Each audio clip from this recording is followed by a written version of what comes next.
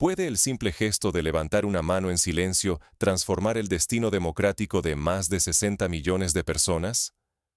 ¿Es posible que un acto aparentemente trivial, casi invisible, marque el inicio de una nueva era política para un país y quizás para todo un continente? Situémonos en un martes cualquiera, en una asamblea transitoria de Burkina Faso. Ese día, algo esencial se desvaneció sin estrépito. No hubo disparos en las calles, ni multitudes indignadas coreando consignas, ni titulares internacionales que hicieran temblar a los gobiernos del mundo. Solo una votación discreta, manos alzadas en un salón casi vacío, una línea leída con voz monótona en la televisión estatal. Y luego, nada. Solo el silencio, un eco que se extendió más allá de las paredes del Parlamento. La Comisión Electoral Independiente, una entidad presente durante más de 2 décadas, se esfumó sin ruido. Para muchos, fue solo un trámite administrativo, un ajuste burocrático más en la larga lista de reformas que salpican la historia del país. No se vieron protestas, ni debates encendidos por las redes sociales, ni siquiera preocupación visible entre los ciudadanos en los mercados o en las escuelas.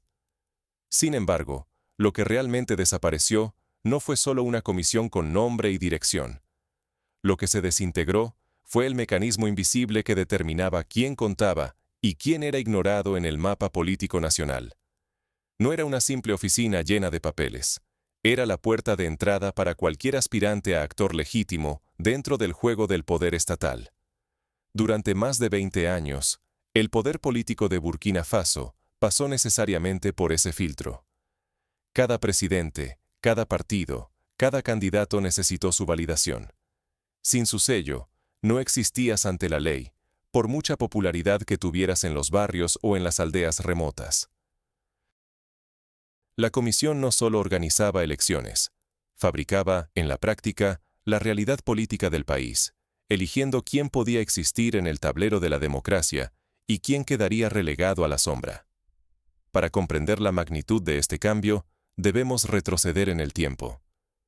Imaginemos el Burkina Faso de finales del siglo pasado, un país marcado por golpes de Estado, inestabilidad y desconfianza institucional. Fue en ese contexto donde surgió la Comisión Electoral Independiente, impulsada por presiones internacionales y la promesa de una transición hacia la democracia.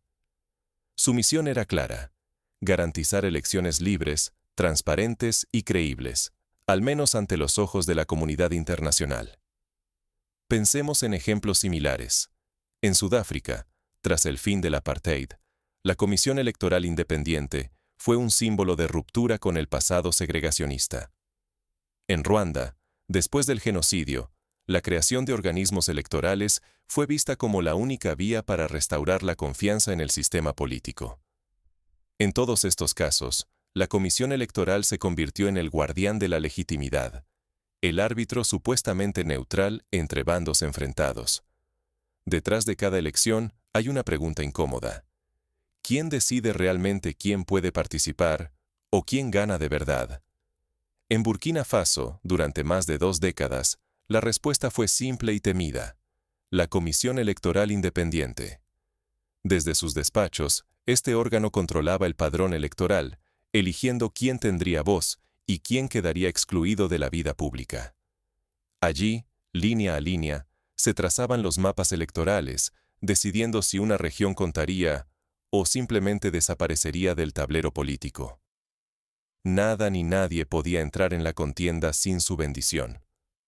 Todas las candidaturas, del presidente hasta el concejal más desconocido, necesitaban su sello para existir oficialmente. Incluso el voto más legítimo no tenía peso legal si no llevaba esa firma al final. Era un poder casi absoluto, comparable al de la Junta Electoral Central en España o la Federal Election Commission de Estados Unidos, aunque con menos controles y contrapesos internos.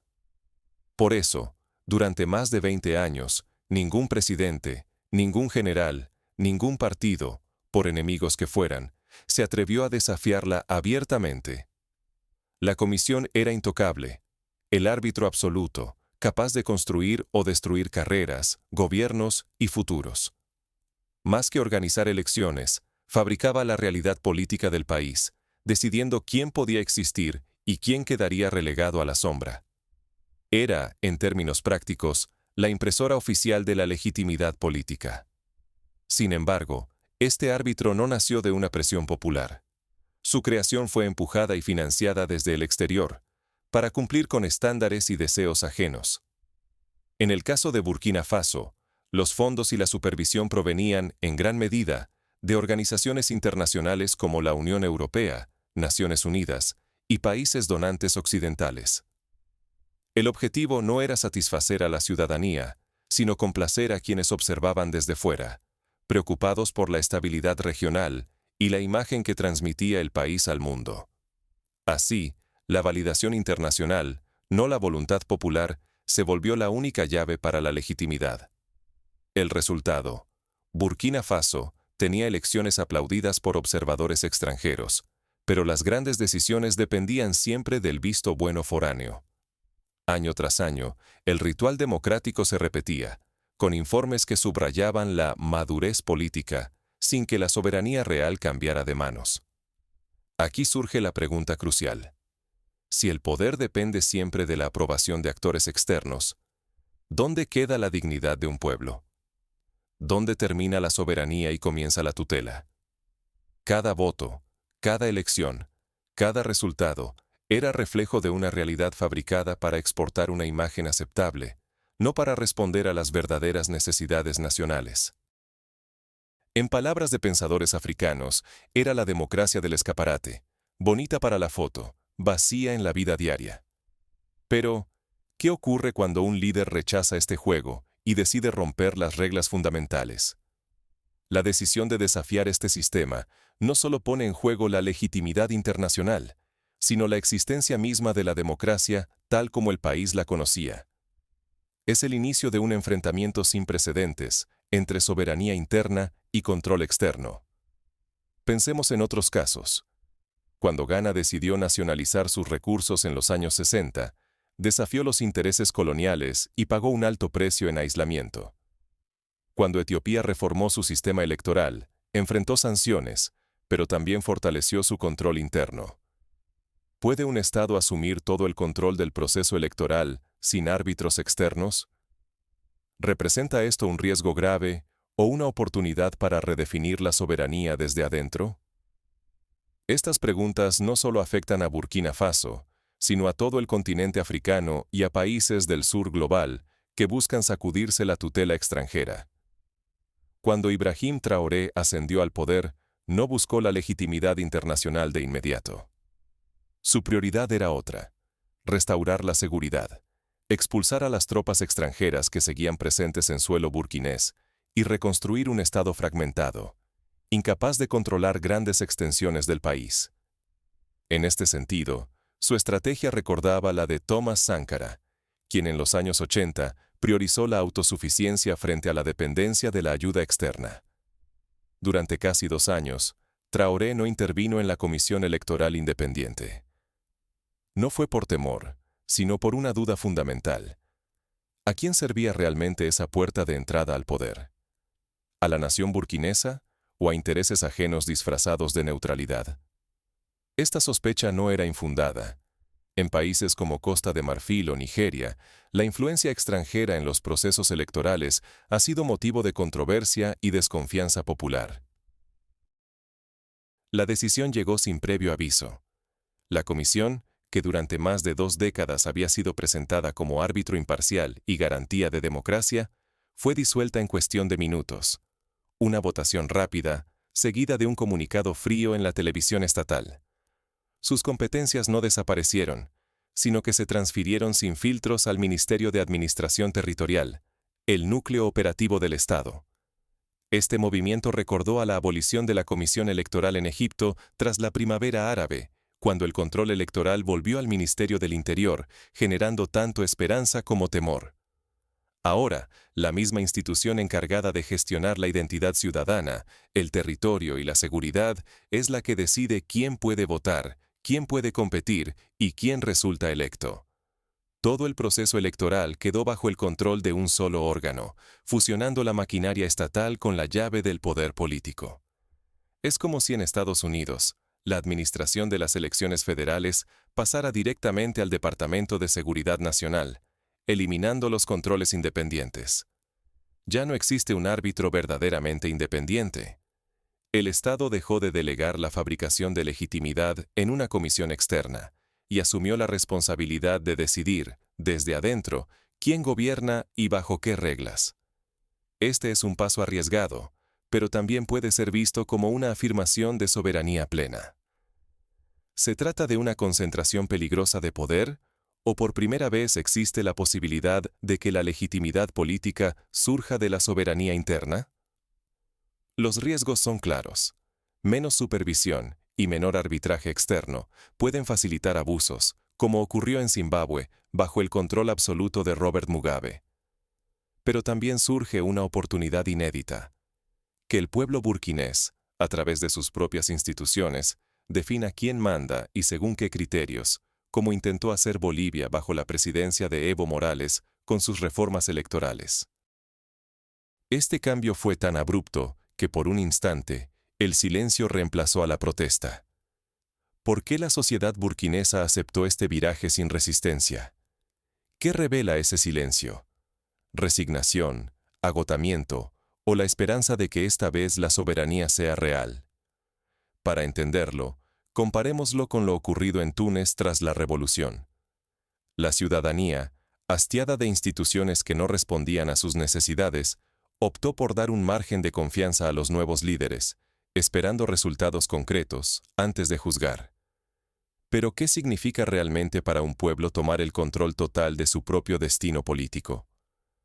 Para responderlo, hay que mirar más allá de la estructura institucional, hacia la vida cotidiana y las expectativas de la sociedad burkinesa. En países como Senegal, donde la transparencia electoral es un orgullo nacional, la participación ciudadana es alta, porque existe confianza en que el proceso representa sus intereses. En cambio, cuando las instituciones pierden credibilidad, como en la República Centroafricana, el desinterés y la apatía se apoderan de la sociedad. Cuando una institución deja de importar, ¿qué esperan realmente los ciudadanos de la política? En Burkina Faso, la desaparición silenciosa de la Comisión Electoral no generó protestas ni debates encendidos. La reacción popular fue casi nula. Era evidencia de que, para la mayoría, la comisión ya no tenía ningún peso emocional ni simbólico. Se había transformado en un ritual sin alma, una formalidad desconectada de las necesidades reales de la gente.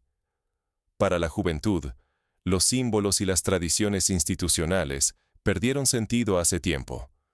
Lo que hoy demandan es seguridad concreta, empleos reales, precios accesibles y, sobre todo, dignidad.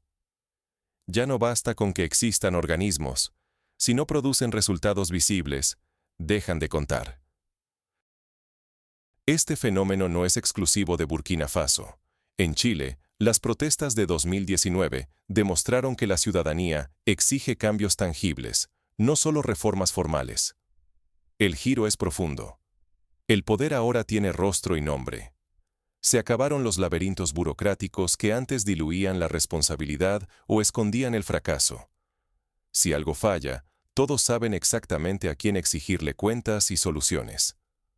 En el pasado, la culpa podía repartirse entre instituciones y comisiones. Hoy, el responsable es claro y directo. La vara con la que se mide la política ha cambiado. Ya no se trata de procedimientos ni de legalismos, sino de resultados que transforman la vida cotidiana. ¿Sirve el sistema? ¿Protege de verdad? ¿Mejora la situación de quienes más lo necesitan? En el caso de Ruanda, la legitimidad del gobierno se mide en la estabilidad y el desarrollo económico, más que en el cumplimiento de rituales democráticos importados. La pregunta central ya no ¿es democrático?, sino ¿funciona y a quién beneficia? Esta nueva lógica puede dar claridad y control, pero también encierra peligros. Si el desempeño no aparece, lo que se pierde no son solo formas o símbolos, sino los contrapesos que antes protegían a la sociedad del abuso de poder. En la historia de Venezuela, la concentración del poder electoral trajo, inicialmente, eficiencia, pero luego derivó en crisis de legitimidad cuando los resultados no respondieron a las expectativas sociales. Sin instituciones sólidas, toda la presión cae sobre quienes gobiernan. Si cumplen, pueden construir legitimidad real, día tras día. Si fallan, no hay cortinas de humo ni excusas burocráticas que los salven del juicio colectivo. Esta lógica recuerda al mandato de Julius Nyerere en Tanzania, quien asumió la responsabilidad directa de cada decisión, para bien o para mal. Esto nos conduce a una interrogante más honda. ¿Qué significa ahora la soberanía? Y sobre todo, ¿cuál es el valor real de la democracia ante una generación que ya no tolera promesas vacías, sino exige hechos concretos?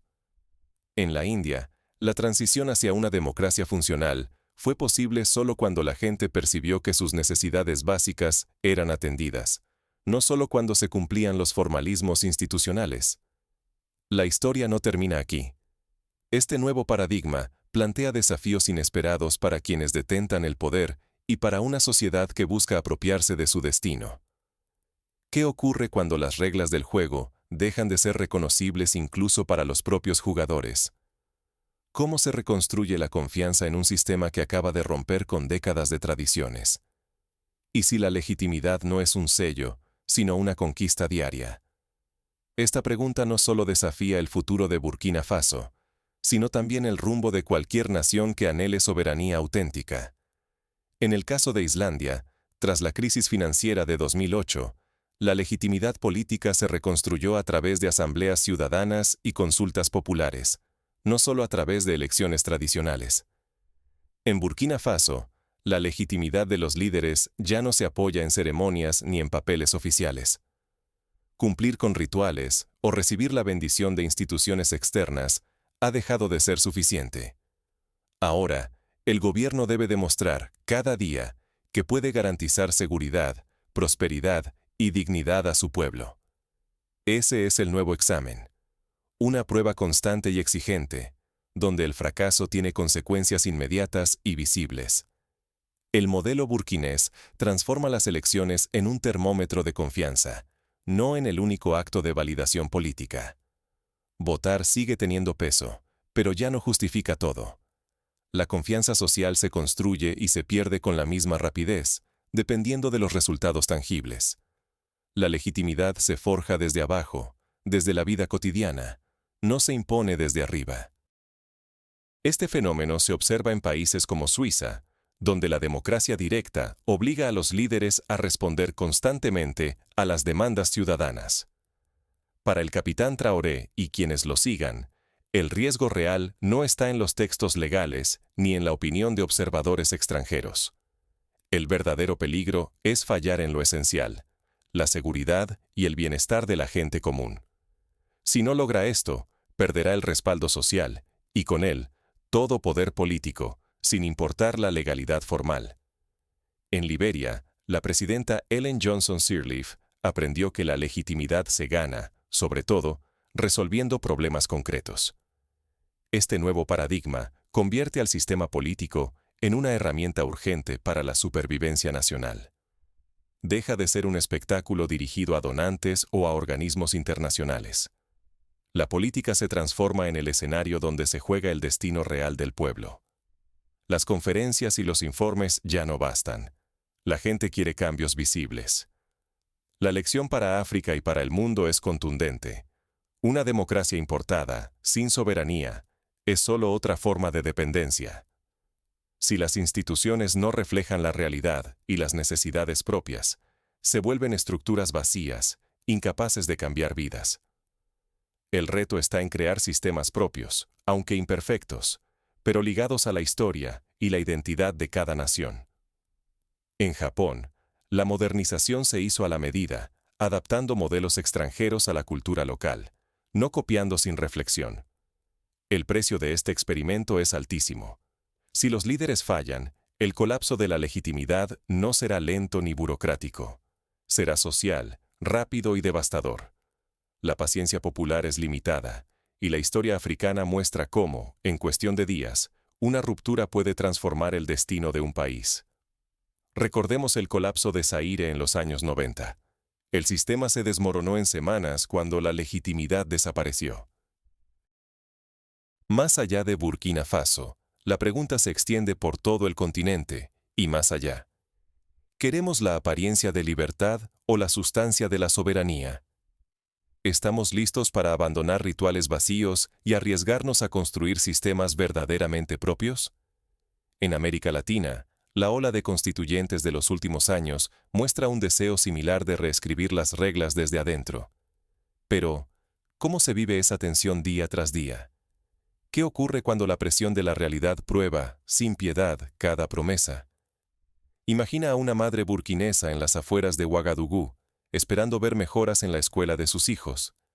Si la promesa de cambio no se traduce en hechos, el desencanto se instala y la legitimidad desaparece. ¿Escogerías la ilusión de libertad o la sustancia incómoda de la soberanía? Es una pregunta que resuena en cada esquina del país. En los barrios populares, la gente debate si el nuevo sistema traerá empleo y seguridad, o si solo es un cambio de fachada. Es tentador aceptar símbolos vacíos, elecciones transmitidas, sellos relucientes, palabras repetidas como independencia o transparencia.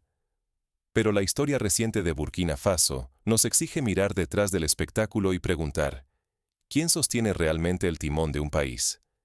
¿Quién entrega, de verdad, la legitimidad? En Europa del Este, tras la caída del comunismo, muchos países aprendieron que la legitimidad no se construye solo con urnas, sino con reformas efectivas. La desaparición de la Comisión Electoral Independiente no fue un simple ajuste en la burocracia. Fue una afirmación tajante. La legitimidad política ya no dependerá de sellos extranjeros ni de la mirada aprobatoria de observadores lejanos. Por primera vez en más de 2 décadas, el poder de decidir quién es ciudadano y qué territorios importan regresó a manos de quienes viven esa realidad, no de quienes la examinan desde afuera. Este es un acto de autoafirmación nacional, aunque con riesgos considerables. Este acto obliga a enfrentar una elección incómoda y urgente. ¿Seguiremos confiando en sistemas externos que prometen democracia pero consagran dependencia? ¿O nos atreveremos a imaginar mecanismos nuevos, donde la legitimidad brote del desempeño tangible, de la seguridad y de la respuesta real a las necesidades de la gente? En Ruanda, la apuesta por un modelo propio de reconciliación y gobernanza ha dado frutos, pese a las críticas internacionales. Burkina Faso ha optado por el camino más riesgoso, pero también más prometedor, porque lo que se juega no es solo la forma de un proceso electoral, es la posibilidad de recuperar el control sobre la vida, los recursos y el destino propio. Este paso recuerda a la independencia de Ghana en 1957, cuando Kwame Nkrumah declaró que la libertad solo tiene sentido si es real y cotidiana. La respuesta de Burkina Faso puede sacudir no solo a África, sino al concepto mismo de democracia global. Si la legitimidad deja de depender de rituales importados y se construye en la respuesta concreta a la sociedad, ¿qué significa entonces ser independiente? ¿Qué implica decidir el propio futuro? Es el debate que atraviesa hoy a países tan diversos como Hungría, Brasil o Filipinas. Este dilema no es exclusivo de Burkina Faso. Refleja la situación de todas las sociedades que delegaron sus procesos vitales a marcos ajenos, esperando desarrollo o reconocimiento, y recibiendo muchas veces frustración y estancamiento. En Grecia, la crisis financiera expuso los límites de una democracia tutelada desde Bruselas. La pregunta final es sencilla pero poderosa. ¿Qué legitimidad quieres para tu país, tu comunidad, tu vida? ¿La que nace de seguir el libreto de otros, o la que se forja asumiendo riesgos y responsabilidades propias? En palabras de Amílcar Cabral, la liberación auténtica solo es posible cuando un pueblo se atreve a definir sus propios caminos. La transformación real nace de ese desafío. Hoy, la historia exige dejar de ser espectadores y convertirse en arquitectos de nuevas legitimidades. No dejes esta reflexión en la pantalla. Pregúntate, ¿qué harías tú para devolver la soberanía a quienes la habitan y la merecen? Para dar un paso práctico, puedes comenzar informándote sobre los sistemas electorales de tu comunidad. Participa en debates locales y exige transparencia y resultados, no solo procedimientos. Observa cómo se toman las decisiones más importantes y pregunta: ¿a quién benefician realmente? Solo así, la soberanía dejará de ser un concepto abstracto y se convertirá en una realidad palpable, construida día a día por quienes deciden asumir la responsabilidad de su destino.